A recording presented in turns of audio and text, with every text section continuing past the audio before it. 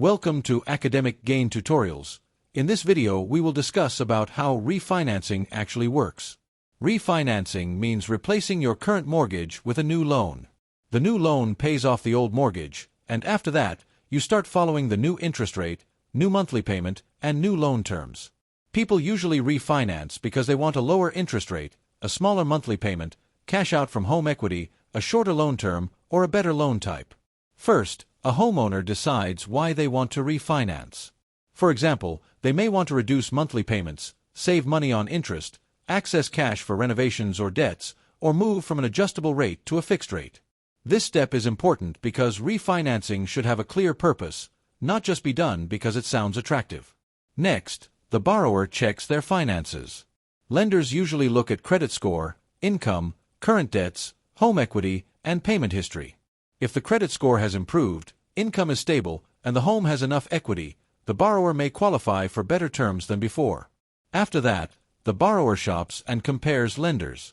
This means getting quotes from different banks or mortgage lenders and comparing interest rates, loan fees, closing costs, and repayment terms. A lower interest rate may look good, but the total cost must also be checked because some loans come with high fees. Then, the borrower applies for the new loan and submits documents. The lender may ask for income proof, bank statements, credit details, property information, and current mortgage details. Once the lender reviews everything, they decide whether to approve the refinance. After approval, the borrower closes the new loan. This is where final documents are signed, and closing costs may be paid. These costs can include lender fees, appraisal fees, title fees, and other charges depending on the loan and location. Because of this, borrowers should always calculate whether the savings are worth the cost. Once the new loan is closed, the new lender pays off the old mortgage in full. This is the key part of refinancing. The borrower does not usually receive a completely separate second mortgage in a basic refinance. Instead, the new mortgage replaces the old one. Finally, the borrower enjoys the new loan terms. This may mean a lower monthly payment, a lower interest rate, a shorter payoff timeline, or more predictable payments. For example, if someone refinances a $300,000 loan from a 6.5% rate to a 4.5% rate, their monthly payment may fall from around $1,897 to around $1,520. That could save about $377 per month, or about $4,524 per year in this simplified example. However, refinancing is not always automatically good. Borrowers must think about closing costs, the break-even point, and the new loan terms. The break-even point means the time it takes for monthly savings to recover the cost of refinancing. For example, if refinancing costs $4,000 and saves $200 per month, the break-even point is about 20 months. So, if the borrower plans to move before that, refinancing may not be worth it. Also, changing the loan term matters.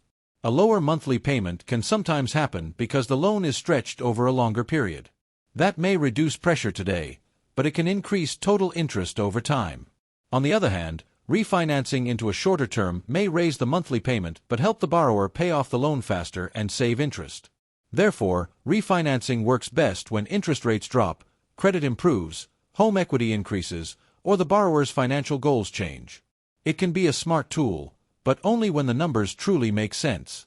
The main lesson is that refinancing does not create wealth by itself.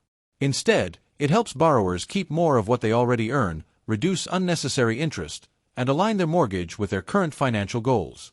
Used wisely, it can put thousands of dollars back in your pocket over time. This video is for educational purposes only and is not financial advice. Always compare loan options carefully and speak with a qualified mortgage or financial professional before making a refinancing decision. If this short video was helpful, give it a thumbs up and subscribe to the channel. Thank you.